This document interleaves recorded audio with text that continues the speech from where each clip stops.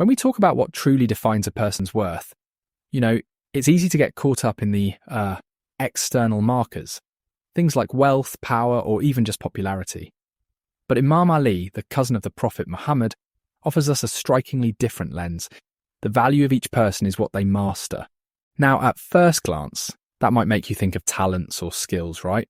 Like what someone's really good at. But, and this is where it gets interesting, it goes much deeper than that. It's not just about ability, it's what you master in terms of your ethics, your virtues, and your character. Take honesty, for example. It's such a simple idea. And yet, as Imam Ali points out, honesty is tied directly to our sense of humanity, what he calls muru'ah, or dignity.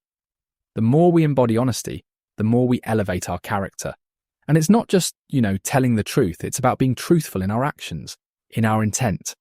That kind of consistency, it's powerful, it's rare. And courage is fascinating within this framework. Imam Ali links it to modesty, which feels counterintuitive at first.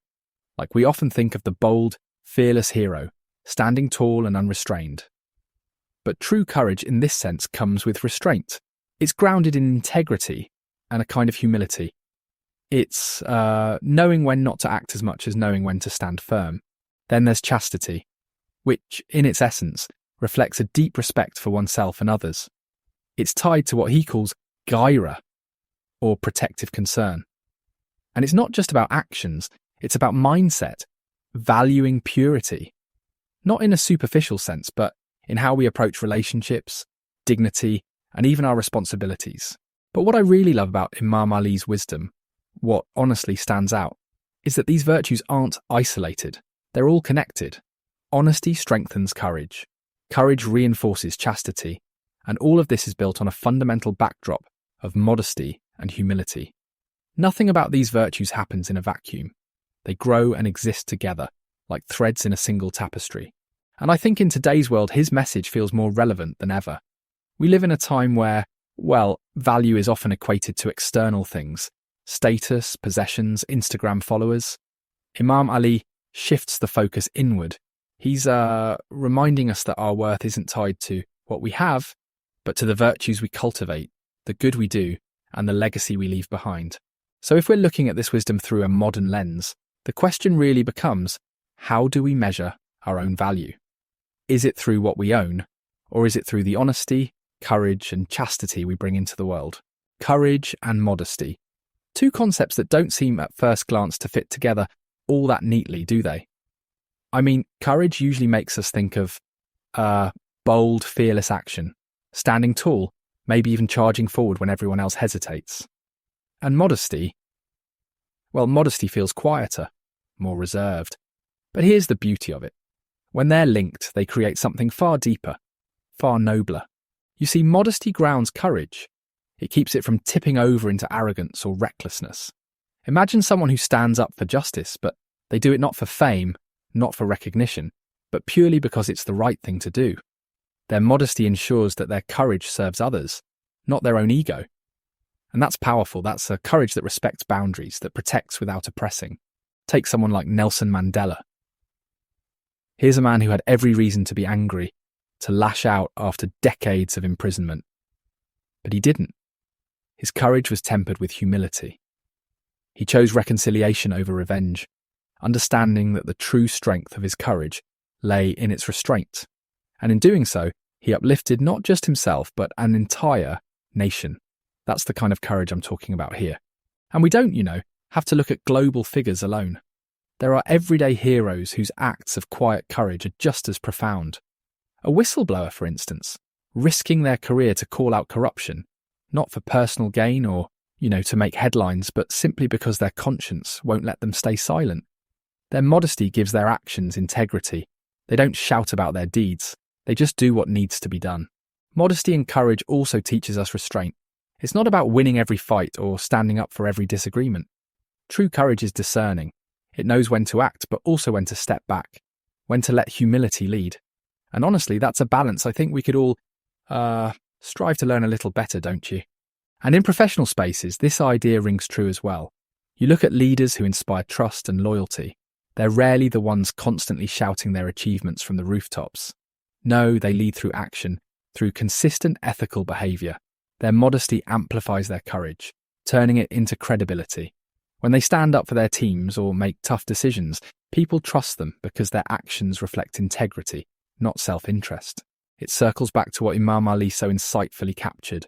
A courageous heart isn't one that's loud, it's one that beats with purpose, grounded in humility. When courage and modesty work together, they don't weaken each other, they strengthen each other. They elevate each other. It's a balance that creates not just moments of heroism, but a legacy of integrity. Now we've touched on the foundational virtues and how courage, honesty, even modesty work together. But what about putting these virtues into action? How do we take lofty ideals and really, live them out in our daily lives? Let's start with chastity. And I'm not just talking about restraint in a narrow or, traditional sense. Chastity here reflects something broader, a respect for boundaries, an understanding of our relationships, and the care we owe to ourselves and those around us. It's about dignity, about preserving integrity in how we engage with the world. And honestly, that kind of discipline is not just personal. It safeguards communities, ties families closer together, and promotes trust.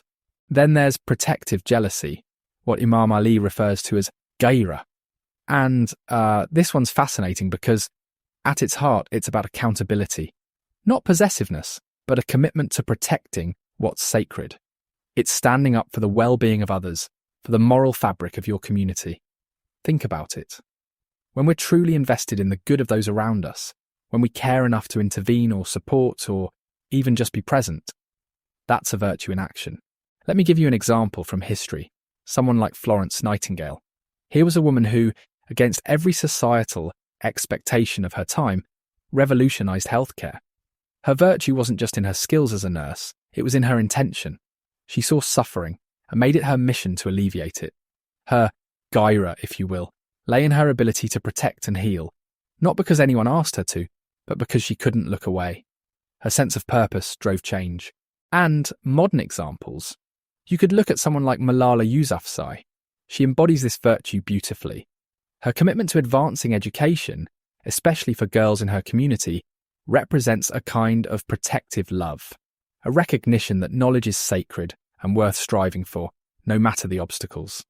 That kind of intentionality, rooted in selflessness, creates ripple effects. It inspires others to care, to act, to build better communities. So what does this mean for us? Well, virtues like these, they don't just happen. They require intentionality. You don't stumble into honesty or courage or chastity by accident. You cultivate them, like a garden, through small, consistent acts. And the incredible thing is, when we live by these values, they don't just change us. They change the people around us. They foster trust, harmony, and even resilience in our communities. I think the hardest part, and maybe this is where we, as individuals, really get tested, is staying consistent. We live in a world full of distractions, temptations, pressures to cut corners. But virtues, real virtues, they demand perseverance. And the truth is, the rewards are there, maybe not instantly, not in ways we can always measure. But over time, they shape legacies, create stronger families, richer communities, and a life of real meaning. And that's where I want to leave you today. The value of virtue isn't just in words or ideas, it's in action. It's in how we choose to treat others, protect what matters, and align ourselves with a deeper purpose. So I encourage you, look inward. Ask yourself, what am I cultivating? What am I protecting? And what am I leaving behind? Because in the end, it's those virtues, those choices, that define not just who we are, but the kind of world we'll help create. And that's all for today. It's always an honour to share this space with you. Thank you for tuning in, and I hope you carry this conversation with you in how you think, how you act, and how you live. Until next time, take care and keep striving for the best within you. Goodbye.